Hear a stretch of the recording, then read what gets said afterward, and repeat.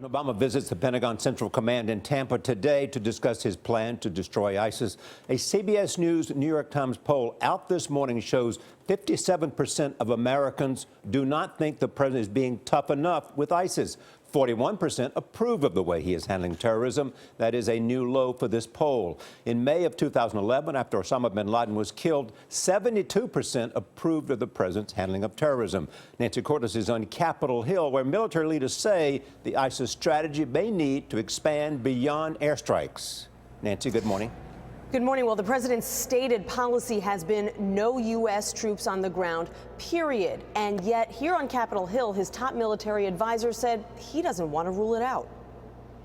Morning, sir. In a Senate hearing Tuesday, Joint Chiefs Chairman Martin Dempsey said right off the bat, U.S. ground troops might be needed in the fight against ISIS. And if there are threats to the United States, then I, of course, would go back to the president and make a recommendation that may include the use of U.S. military ground forces.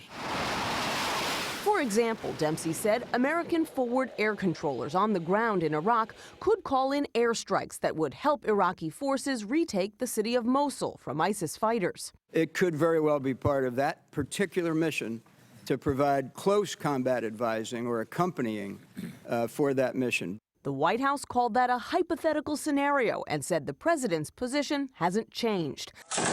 The House will vote today on authorizing the president to arm and train moderate Syrian rebels to go after ISIS on the ground. There are only bad choices left in Syria and Iraq. The measure is expected to pass, but even those who plan to vote yes worry that the U.S. will be arming rebels who could at some point turn against us. Despite reservations and questions, we must take action. The threat is real, and ISIS must be confronted now. Opponents of the plan, many of them Democrats, likened the fragmented rebel groups to the Mujahideen in Afghanistan, who the U.S. armed in the 1980s, only to watch them morph into the Taliban. Make no mistake about it, we have given arms to every element in this conflict with the notion that somehow the enemy of our enemy is our friend. And at the end of the day, we have no friends in this conflict.